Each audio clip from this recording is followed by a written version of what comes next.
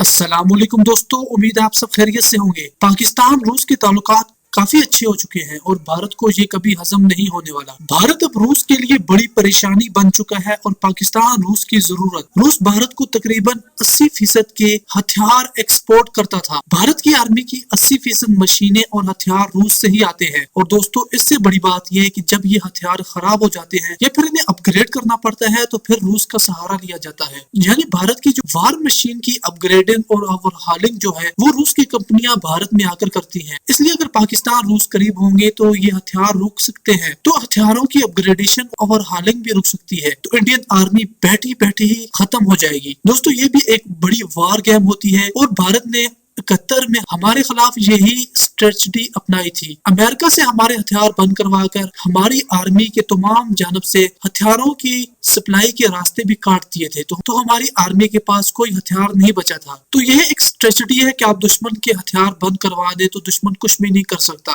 तो रूस भारत को काफी बड़े हथियार बेचकर काफी पैसा कमाता है, इसलिए रूस और भारत एक दूसरे के लिए मजबूरी बन चुके थे। तो रूस के पास भारत के अलावा अब दो ऐसे दोस्त बन चुके हैं जो इस कमी को पूरी कर रहे हैं और वो भारत को आराम से छोड़ सकता है, लेकिन भारत रूस को नहीं छोड़ सकता। रूस अब हथियार भारत को बेचने की बजाय अब उससे दुगने हथियार चाइना को बेच रहा है और अपनी इकोनॉमी को बूस्ट करने के लिए पाकिस्तान ने उसे गर्म पानियों तक रसाई दे रखी है। दोस्तों, गवादर को लेकर रूस इतना खुश है कि वो उसकी सिक्योरिटी के लिए खुद मैदान में आ गया था। जब रूस के इन कदमों से भारत परेशान हुआ कि वो पाकिस्तान का साथ क्यों दे रहा है, तो रूस ने धमकी भरे अंदाज में कहा था कि भारत कौन होता है जो रूस को बताए कि किससे दोस्ती रखनी है या नहीं। फिर भारत पर एक और वार तब हुआ जब रूस का सबसे बड़ा जहाज लाखों टन सामान लेकर गवादर में पहुंचा। ये सामान यहाँ से साउथ एशिया तक पहुंचाया गया। इतना बड़ा जहाज सिर्फ गवादर में ही आ सकता है। इसलिए दोस्तों, रूस को साउथ एशिया में जो अब छोटे जहाज भेजने पड़ते थे और लाखों डॉलर का ज्यादा खर्चा करना पड़ता था, वो अब नहीं करना पड़ेगा और इकोनॉमी और सरमायादारी रूस में बहुत ज्यादा हो जाएगी। रूस चाइना का बड़ा कारोबार सी पैक से काफी मजबूत हो गया है। अब भारत की वो परेशानी सच दिखाई दे रही है कि पाकिस्तान रूस एक साथ मिलकर उसकी आर्मी की खुराक असला पानी बंद करवा सकते हैं। अगर ऐसा हो गया तो दोस्तों, ये पाकिस्तान का बहुत बड़ा कारनामा होगा। पाकिस्तान को इसमें बड़ी कामयाबी मिलना शुरू हो चुकी है। एक तो पहले भारत रूस पर दबाव डालता था कि वो पाकिस्तान को असला नहीं बेचे, वो रूस अब पाकिस्तान को हर तरह का असला दे रहा है। रूसी फौजें पाकिस्तान में मशकें कर रही हैं और पाकिस्तान चाइना के दबाव से अब तक रूस ने S-400 भारत के हवाले नहीं किया, जबकि 2020 के जनवरी में ही इसे भारत को दे देना था।